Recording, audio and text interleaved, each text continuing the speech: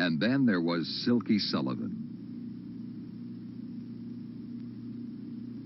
In this 6.5 furlong race at Santa Anita in early 1958, a new term was added to the language, a Silky Sullivan finish. Silky ran his races upside down, taking himself back at the start, in this case as much as 41 lengths behind the leaders, then making a tremendous stretch run. On the outside, Regatta, Sully's boy, and Silky Sullivan is moving up. Turning for home as Music Man Fox in front by 1 length. Hook the run. Second by length and 1/2. Regatta there to half length. Sully's boy in fourth. And fire alarm. Silky Sullivan on the outside. Silky Sullivan is now fourth. Silky Sullivan is third. Here comes Silky Sullivan on the outside. Unfortunately, Silky was not a champion. He was an artist's conception of how a thoroughbred should look, a handsome, muscular, bright as a penny magazine illustration.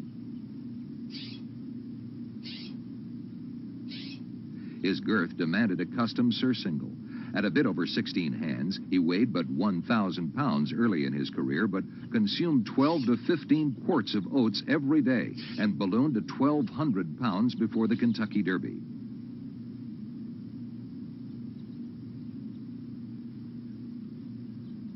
After winning the Santa Anita Derby in a modified version of his come-from-behind sprint, he became the choice of the common man, his name a household word. Trainer Reggie Cornell decked him out in red and green, and with a young Bill Shoemaker perched on his back, he was something to see. His training at Louisville did not go well, and early spectators at Churchill Downs on the first Saturday in May saw an unusual sight. There was Silky Sullivan breezing through the stretch on the morning of the big race.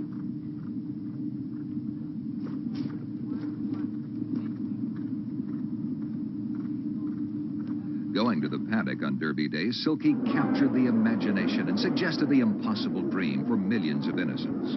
Hard-headed professionals knew that Calumet had a colt named Tim Tam in the race.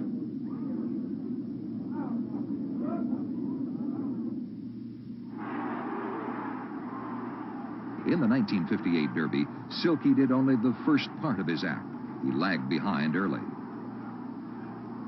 And off track, the humid weather, whatever the reason, he never produced his patented charge, while on the front end, Tim Tam overcame Lincoln Road for another Calumet success. After an equally disappointing Preakness, Silky Sullivan returned to California.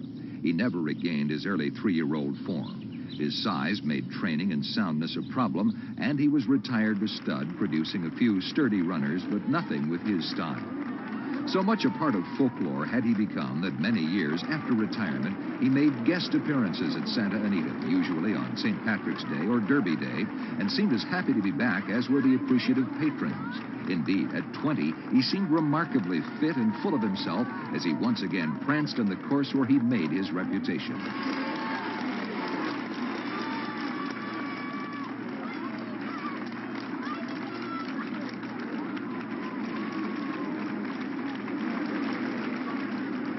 And these many years after 1958, there has never been a thoroughbred like Silky Sullivan, and there has never been a race like this.